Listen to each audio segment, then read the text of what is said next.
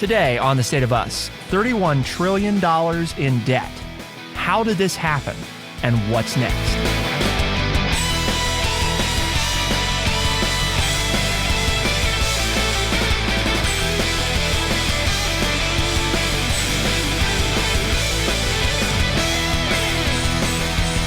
Welcome to The State of Us. I'm your host, Justin T. Weller, joined today by the one and only, your friendly redneck liberal and the senior resident historian here at True Chat, Mr. Lance Jackson. Today, we're talking about none other than The State of Us' favorite topic, that is the national debt. Specifically, $31 trillion of it. That's a decent chunk of change, Lance. That's a hefty number. You going to go home and just pull that out from under your mattress? Well, I might have that in loose change. Rolling around? Yeah. We call your wife and find out if probably in one of the drawers. Enough change rolls? Yeah. Okay. That's a lot of money. That's even more than I've been able to save, being the penny pincher miser that I am. Yeah, that's a bit much. Just for perspective. Well, and it's huge, right? I mean, yeah. It's more it's more than it's ever been. Well, but a lot of it's been accumulated in the last 25 years, right? Correct. I mean, this is not, I know I'm old, but I remember when this wasn't the number. Wasn't even close to the number. Yep. Is that true? That is true. In just 2 decades, America has added $25 trillion in debt. So it's a 31 and change trillion debt, but 25 of it's been added in the last 20 years. Yep. In the last 2 decades. Wow. How did we get into this how fiscal did we do position? That? What happened? Well, it has its roots in the political miscalculation at the end of the Cold War. In the 1990s, America reaped a so-called peace dividend. So when President Reagan looked at Gorbachev and said, "Mr. Gorbachev, tear down that wall," we messed up economically? Well, I think what we did after that was potentially... Okay. All right. Because I remember when that happened. Yes. Well, you don't. Don't even play around. You don't remember that, but I do remember that. I remember people that were alive telling me about that. You remember being taught that back in school. Yes. Okay. The history of it all. Or on your grandpa's knee in a bar somewhere. Yeah. Because both of those count as being true. Yeah. Whether you were told in history class or your grandfather told you while you were both sitting in a bar. Okay. Yeah. Those are both valid points. Yes. The United States, obviously, we've hit our $31.4 trillion legal limit on borrowing into a deficit. The thing to understand about this historically is that it's the largest it has been compared with the size of the U.S. economy since World War II. Okay. So is it more total money than it's ever been? Of course, because we've never had $31.4 trillion in debt. Well, we never had 350 million people living in the country. Correct. Gotcha. So and our economy has never been this big either. So it's a relative thing. And what they're saying is that we actually have had more debt relative to the size of the economy than we have right now. And that was in World War II. That's the only time that it's ever been a larger disproportion than it is right now. On a comparative basis, things were good. Comparatively, since World War II, things have been in 2000 all better than they are now. Okay, so the world didn't fall apart in 2000. I don't know if you remember that. Correct. But people thought it would. Right. 1999, we're going to go. Yeah. New York City, and this is it. It's over. All the computers were going to stop running, and the traffic lights would blow up, and it would be total mass chaos. And none of that happened. And actually, none of that happened, and the economy was kicks and giggles compared to what it is now. Yes. Okay, so why, Justin? So why? Learn me. Why didn't the world end in 2000? No. I don't know if I have the answer. No. Learn me why the economy is so messed up since then. Yeah, well, a couple things. At least according to the article. What's the article trying to tell us? If we look at 31.4 trillion, where did it all come? Well, let's just say we started with 6. Okay, can we drop the 0.4? Yeah, just 31 trillion. 30. I mean, because at 31. Well, what's a few billion between friends? That's right. All right. Yeah, at what point doesn't it matter anymore? That's the scary thing, folks, is when you start knowing that you don't care about the billions in the decimal place, because my pencil will run out of lead making that many zeros anyway, so it's all right. Yeah. So the 31 trillion, we subtract our 6 from it just for peace of mind, and so we've got how much left, Lance? 25. Okay, so where did this 25 trillion come from? Where the heck? What happened? Well, for those that are old enough listening to the show, and not everybody's old enough, you were probably alive during something called September 11th, right? 2001.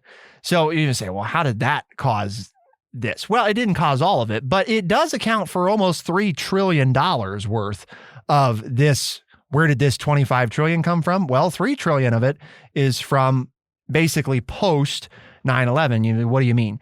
Well, for the first time in American history, we decided to engage in a major war and not increase taxes.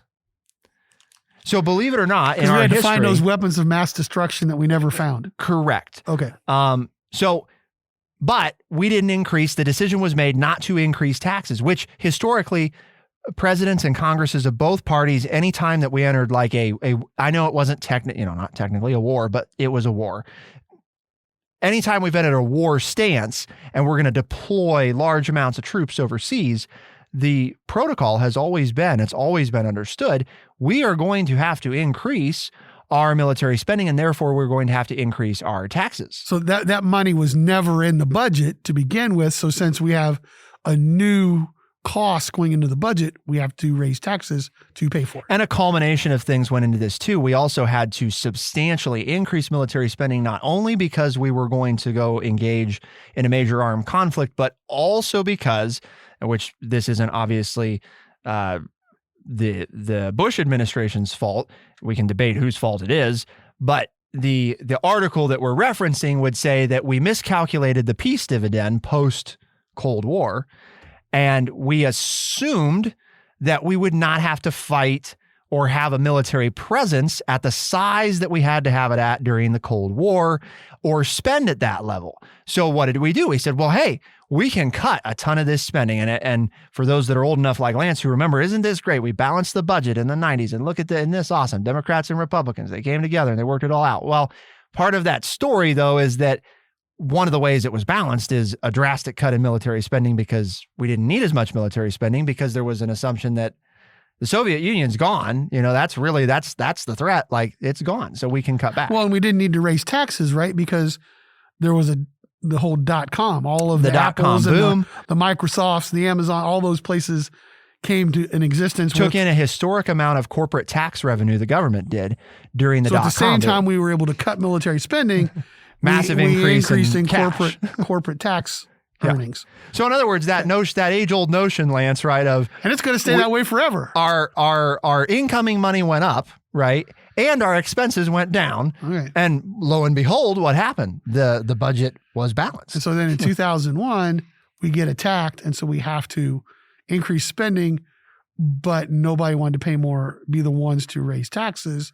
So now, okay, so that accounts for 3 or 4 trillion. There's that. Okay, but you told me it was 25 trillion. Right. So there's a few trillion. So where? Okay, I understand how the ball got started. 22 trillion. Yeah, I understand how the ball got rolling, but Yeah. how did it escalate so quickly? What was next? Well, we did have a recession, didn't we? I think we did. Yeah, something happened there. Yeah, 08, 09, somewhere in there. Okay, so Bush obviously broke from that tradition, but he's not the only one to blame because Obama didn't increase taxes either, despite the fact that the decision was made to continue, with deployments in those wars. So again, when we're talking about sharing the blame here of that wartime spending, because we continued to spend money over there until President Biden, our current president, right, made the decision to pull troops out. Because neither Obama nor Trump, both of who said they were going to get troops out and didn't, not only did they not get troops out, they didn't do anything to change So costs kept incurring. Also, in fairness, we're talking about the presidents as if it's up to them. I mean, in defense of all 3 presidents who didn't increase wartime spending, last I checked, Lance, the president doesn't have the power to increase government taxes, does he? Right. Everybody remember that's the legislative branch that it's actually in the House of Representatives because they have the ability to tax. That is in the system of checks and balances. That was what the founding fathers said, was that the House of Representatives would get the right to all money bills. Now, correct me if I'm wrong on my history, but you just mentioned 4 presidents. Yeah. And 2 were Republican and 2 were Democrat. Interesting. And were there times in the last 20 years when Republicans were in charge of the House and other parts of that 20 years when Democrats were in charge of the House. So did the Democrats, Lance, did they just royally mess this up? Is that what happened? I mean, you give them power for just half the time and they can just amass $23 trillion in debt. Is that what happens? It sure doesn't sound like it, because it sounds like it was an equal opportunity spend and non-tax between Democrats and Republicans. Well, the facts tell us that the deficit grew by 12.7, the debt, excuse me, not the deficit, they're not exactly the same thing. That the debt increased $12.7 trillion when Mr. Bush and Mr. Trump were in office total, both of whom obviously were Republicans, or are, I guess I should say are Republicans, and by $13 trillion under the Democratic administrations of Mr. Obama and Mr. Biden. Almost dead even. So you really can't, if you're a Democrat, you can't blame the Republicans. And if you're a Republican, you can't really blame the Democrats, because when your side it seems like when your side got into power, you were really good at spending. Did you do that because people like it when you spend money on them? I mean, I know that I like it when people buy me stuff, right? But is that what you do if you want to balance a budget, is to spend money on people if you don't go get a second job or a better paying job? Sounds like we have equal opportunity blame going here. The other thing is, you remember that we mentioned that like $3 trillion for the war. Well, so about 1.6 of that, Lance, is direct cost. But the actual figure, as was more recently estimated, when you factor in the ongoing care that we have now been required to do for veterans, takes it to about $6 trillion. So just for the recap here as we go to break, because you're wondering, what did Democrats and Republicans increase our debt over? Because remember, they both increased it by about 13 trillion. Republicans 12.7 trillion, Democrats 13 trillion, which takes us, Lance, to 26 trillion. And by the time you throw in the remaining 6 that we took out for the wars, oh, well, there's your $31.4 trillion by the time you take out the 3. Anyway. Gotcha. So that's where it comes from. Okay. What are we spending it on? To us. Yeah, what are we spending it on? Keep it here on The State of Us, and we'll be right back.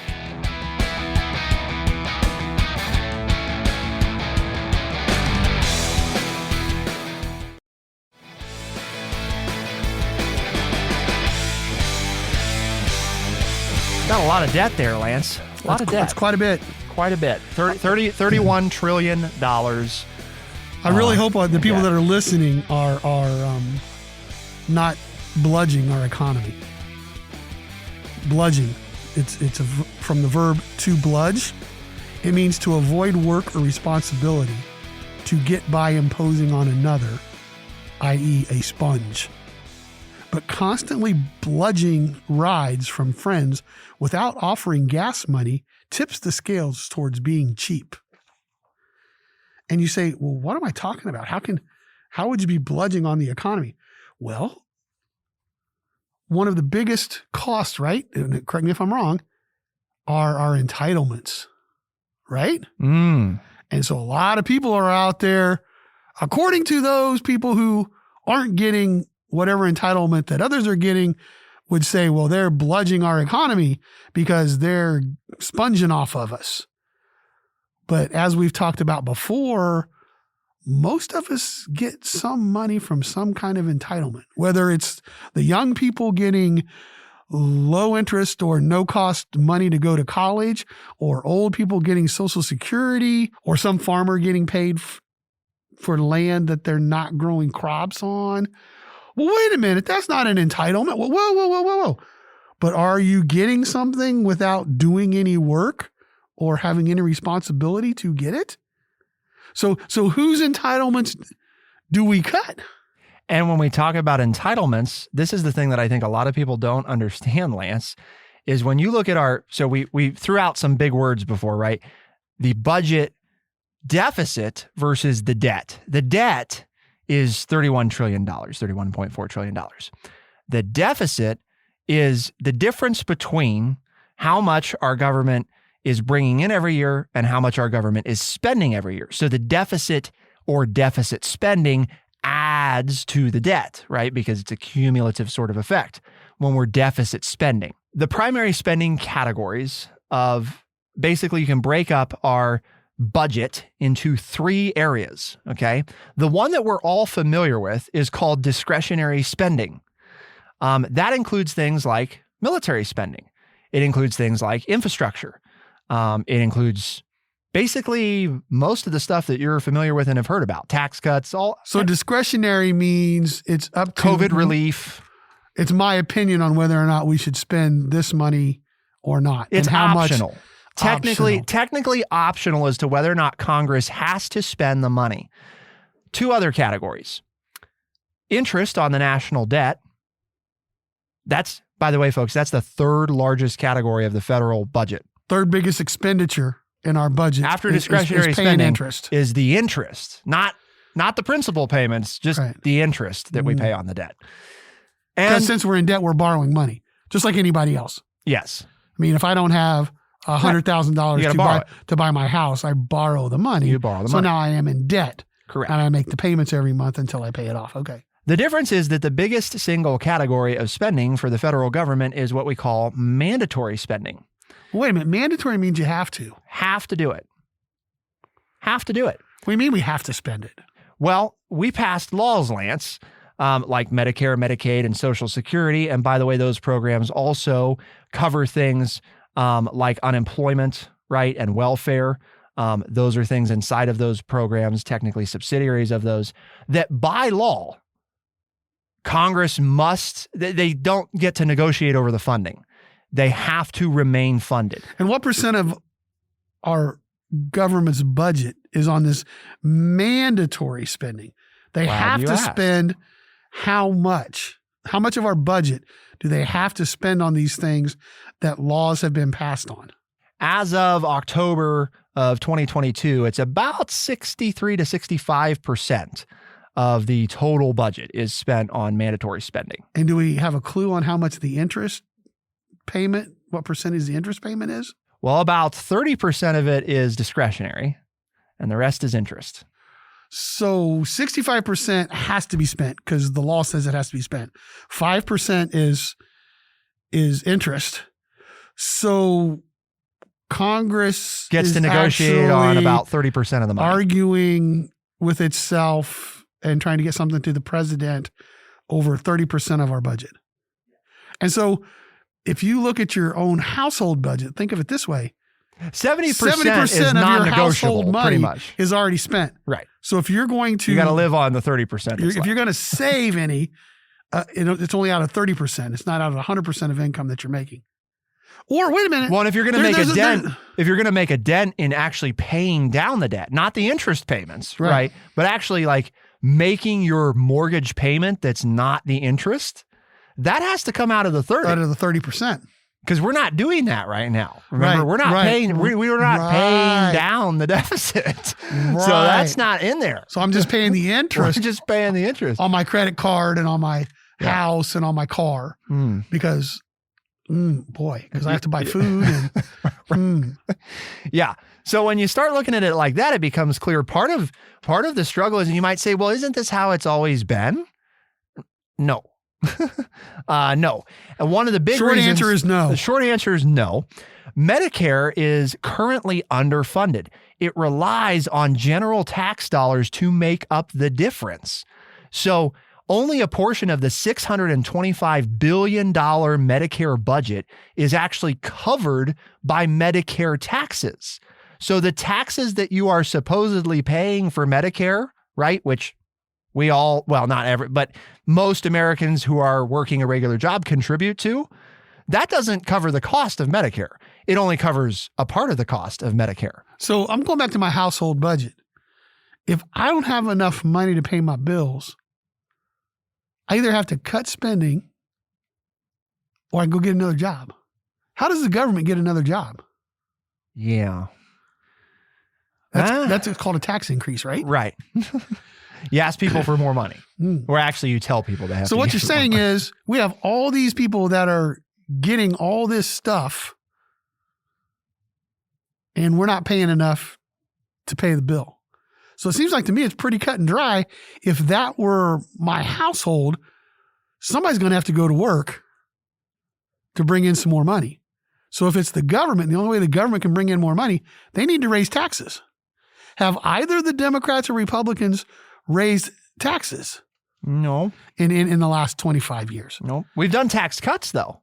Oh, wait a minute. So I owe money. I don't have enough money to pay my bills. I don't have enough money to pay the interest. And I work less hours every week. Yes. Wouldn't that put me into default if I was a homeowner, or wouldn't they come and that is usually how that would work. The bank confiscate my car because to take care of it. And now, folks, you're going to say, oh, so the friendly redneck liberal really doesn't want to spend money, on people with disability and soldiers. No, I want to spend it. What I'm trying to facetiously make the point is none of us are paying enough in taxes to pay the bill, according to the article that Justin is referencing. Okay. The lovely government provided life that we're all benefiting from is not being underwritten by anyone. So if you like the way we're living, or you say, well, the government owes us more, we should have better roads, and we should have better schools, and all that infrastructure, and we should be taking care of the old people in a better way, and we should be taking care of everybody's medical bills. Okay, you may not get an argument from me, but you better be ready to pay twice the amount in taxes, because we're not even covering what we're doing at this point. Now, if you're on the other side and you're saying, everybody ought to got to take care of themselves and pay their own, okay, I sure hope nothing bad happens to you in your lifetime. Because if you've looked at the cost of medical bills, and I know since my wife and I just retired and we are in a different insurance budget, we've gotten killed on a couple of things that before, when we were working, our employer had a better insurance policy and things were paid for. And now all of a sudden we're spending 5 and 6 times out of pocket as a retiree on a fixed income to pay for this stuff. So the rest of us work our tails off to pay our bills, but the American government doesn't have to. I mean, I'm not trying to be facetious, folks, but that is basically what we're telling you is the numbers don't lie, right? Which is that we spend more than we bring in. And the only way to do anything about that is to borrow money. And when we borrow money, we have to pay interest on that money. And that gets added to the money that's non-negotiable to pay, which increases the amount by which we deficit spend on top of the discretionary deficit spending that we already do, because we have insolvent entitlement programs. Right. Do we have answers for this? I think you've explained it well. I have, I think, one answer. Okay. I have one answer. Keep it here on The State of Us. We'll be right back.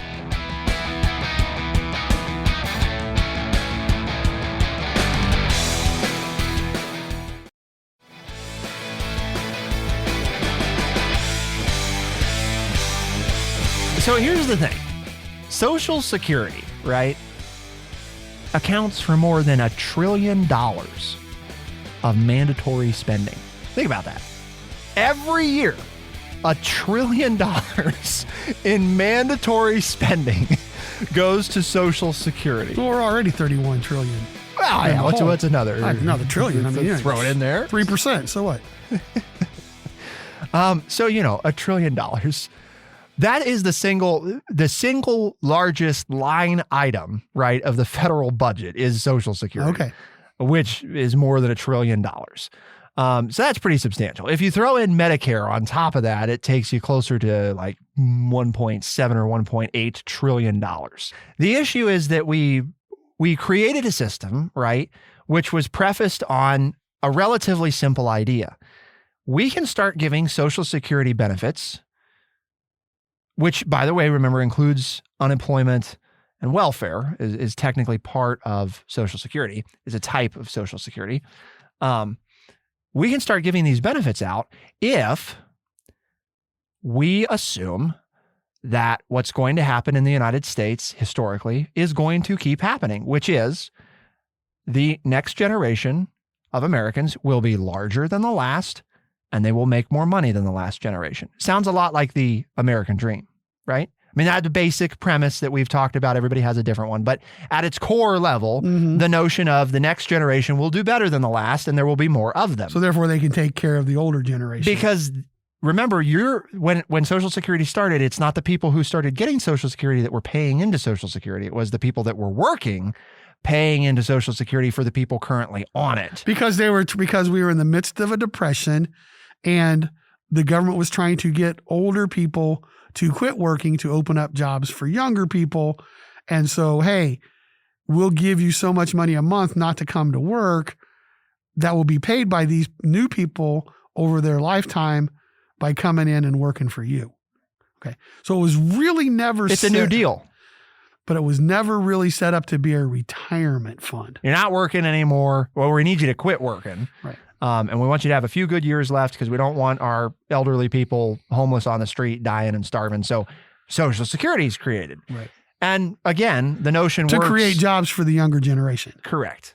Really the third leg of this stool is the age, which the notion was you only have to pay for them for a few years. It doesn't need to be very long. Even with the pandemic and everything else, the average life expectancy has gone down in the United States, but it's still like 78 for men and 80 for women.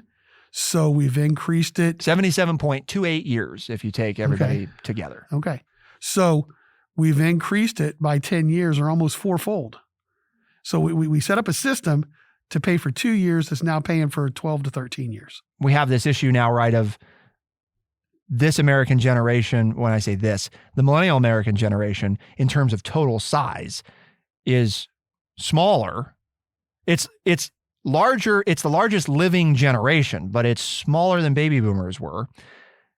And it's the one that's supposed to pay for baby boomers. So there's what you're saying is there's not enough of you guys putting money into Social Security to pay for us old guys. Well, and I think we've done a couple shows, Lance, right, on economically speaking, the current generation is not making as much money either as past generations. So not only are there less people, not only are there more people in Social Security, there's less people paying into Social Security, more people on Social Security, the people on it are living longer, and the people paying into it are making less. Okay. Most of the people listening to this show understand all that. Okay. So let's drop our bomb on them. The bomb. And tell them we got a solution. Yeah. I like it. These I think two, it's a good deal. This millennial and boomer who have very little economic training. Right. We got a solution for this, folks. We do. Okay. By listening to this show, we're not going to bring up a problem, and we've blamed both the Democrats and the Republicans, but we got an answer. So Justin, you want to share our answer? I mean, so rounding among friends, Lance, Yep. The average Social Security benefit pays out about how much every year? Oh, wow. About $30,000? About $30,000. Okay. That's All right. 29,800 and change or something. All right. So yeah, 30,000 among friends. So 30,000 among friends, and people are living until they're living, 77 years. So if they retire at 65, they're living 12 or 13 years times. So somewhere between $350,000 to $400,000 is the average payout for Social Security over the lifetime of a worker. Somewhere between $350,000 and $400,000 would be the average. right. Yeah, sounds about right. So 390,000, right? So is that between $350,000 and $400,000? It is. But if we're going to round, if we're going to proceed with our rounding, $400,000, right? Okay. Just to keep it easy for people. So you get $29,000 a year. It's going to cost us $400,000, right? On average. These are averages, and you know how we love those. So that's what Social Security right now, today, right? That's what's happening. What if, Lance, I told you that we could end up with more money per person, and instead of spending $400,000, we only had to spend $90,000. So 25% of what we're currently spending. Right. So we can spend 25% less. And we spent, just to be clear, we spent that $40,000 or that $400,000 over 13 years, right? And this $90,000, I want us to spend over 65 years. So a little more than $1,000 a year. Yeah. About $1,500 a year. Sure. $1,500 a year. For 65 years. For 65 years. Which adds up to $90,000 versus spending all this money, which cost us $400,000 over the lifetime. I would say, it sounds. Why hasn't Congress passed this, and why aren't we good. doing it? I mean, it seems pretty simple. Because what is it? I mean, if this is, have you found a new way to add and subtract or what? Did you get your abacus out and all of a sudden you got different numbers than a calculator or what? Actually, I did use a calculator on the internet. So we're really 21st century here. Here's how this works, folks, because everybody's like, yeah, this is, what math are we doing here? $5,000 the day that Lance is born. What day were you born? A long time ago in a galaxy far away. Okay, a few years back. That was close. So on that day, that's really hard to remember. Light years on a planet that ceases to exist. We had to leave because it was blowing up, and it was. Yeah, but back then, nuclear fallout. The day Lance pops out, the government says $5,000, Lance, into an investment account for you with 6% average annual returns. We are now going to put $100 into this account. My mom and dad don't have to put $100,000 in. Nope. I don't have to put $100. Nope. The government just is going to be a nice person. The government's being a nice person. And how long are they going to put this $100 a month into my account? 65 years. So 65 times 12, 650, 100. So for 780 straight months, the government's going to put $100 into this account. $100. And you started with $5,000. But I can't touch it. You can't touch it. Okay. Now. But then what happens? Okay, so something's got to happen magically at the age of 65. Well, the magic is that the two pieces of magic. One is that you start with $5,000 the day you're born. Okay. That there's some magic there. That's really important. So I want to be an early baby. I want to come early. Yeah. I don't want to wait. I don't want to be 2 weeks late. No. I want the sooner the better. All right. Okay. If you're really lucky, you might get an extra $100 in there somewhere. Well, what if there's twins? And that can matter. Is it 5,000 apiece? Yeah. Oh, okay. Yeah. Well, that wouldn't be very fair. So it's split. It's per baby. Yes, per baby. That seems like a lot of money. It does seem like a lot of money. Okay. But remember, let's rewind. Right now, today, $400,000 is the average total payout for Social Security. Okay. $400,000, right? Okay, so $5,000 up front, $100 a month for 65 years. What's the total government investment in me? Total government contribution is $89,000. So there's where your 90,000 comes. Correct. Rounding among friends. So instead of the government giving me money that your tax dollars are going towards to equal $400,000 after my retirement. Which it doesn't equal because it doesn't balance, but yeah. The government could have spent $90,000 on me, just given me $90,000 over the first 65 years of my life. And how much would I have currently? Well, if they had done that, and if you retired at the other magic here is that we're assuming that age 70 is more realistic average retirement. Okay. You'd have about $1.5 million. Okay, drop it down to 65 because I'm getting tired. Oh, okay. I don't know if I want to work you don't want to go that long. But I'd have $1.5 million versus $400,000 right now. Yes. Being spent on me. Correct. But it says like I'm going to retire at 65 and you'd have $1,083,000. So I'd have $1.1 million in my account when I retired at the age of 65. Yep. If the government did this. Yes. So the government could spend $90,000 throughout my lifetime and then turn over $1.1 million to me. And currently, you're working your little tail off along with my daughters to give me $400,000. Correct. Something seems wrong about this. But we can't. But something seems broke. Why, if you were a Republican or a Democrat, would you not present this immediately and get it passed? Well, because there's this one real big nagging problem that we've kind of left hanging out there. It sounds really great for everybody that gets born starting the day after we pass it. Sounds real bad for everybody who's alive right now. Gotcha. So there's kind of the big, there's the magic. Somehow we have to continue to pay for all the people under the old system while we incur the cost of the new system. We don't have to. Right. But I think that it'd be real difficult to pass. Probably a revolt in the country. Right. So there's where the system breaks down. Okay. This is where we find out how the rabbit gets pulled out of the hat. It was a nice idea, wasn't it, folks? Okay. And now it's the only thing that we need our listeners to solve, Lance, is that nagging problem of what do all of us that are alive today do about What do we get stuck with? Tough noogies. Tough noogies. That's just what do people do before Social Security, Lance? Want it tough noogies? Yeah, they worked until the day they died. No, not so. So we haven't always had this entitlement. Exactly. We've not always that's been the whole entitled point. To this. There are people out there that say, "Oh, we're hurting the planet," and I agree with that. We need to go back to the way it was in 1800s. Okay, mom and dad and grandma and grandpa got up and went to work every day until the day they died. And if you were disabled, you sat outside the factory or the store with some little trinket and tried to get people to give you money.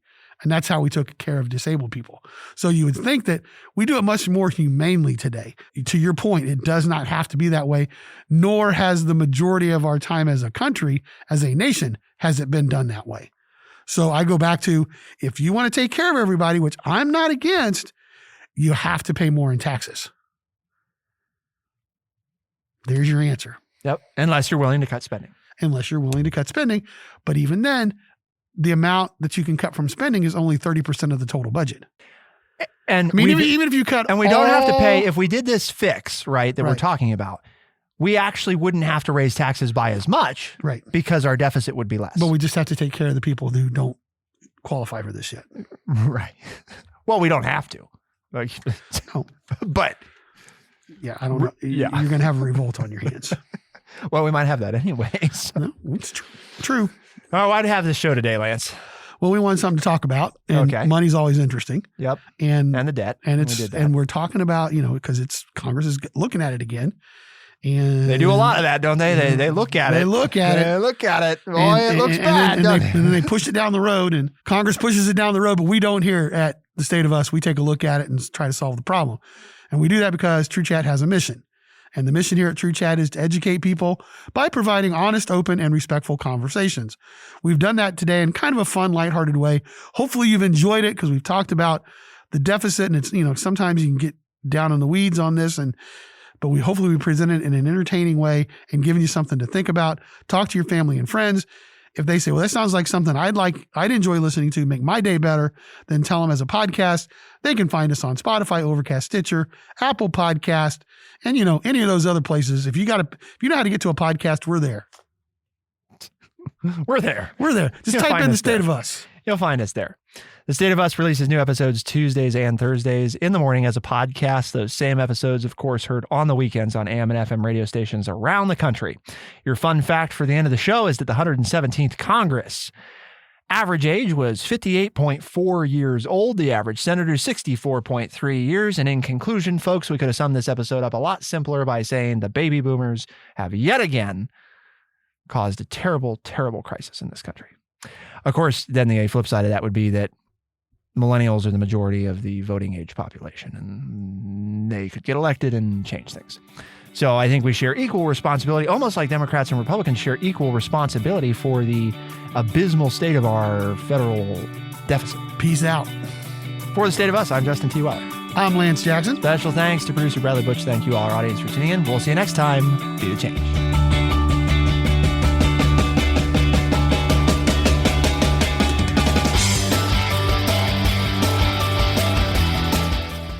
Be sure to check out our website, thestateofus.org, for books, articles, and all the ways to tune in. thestateofus.org.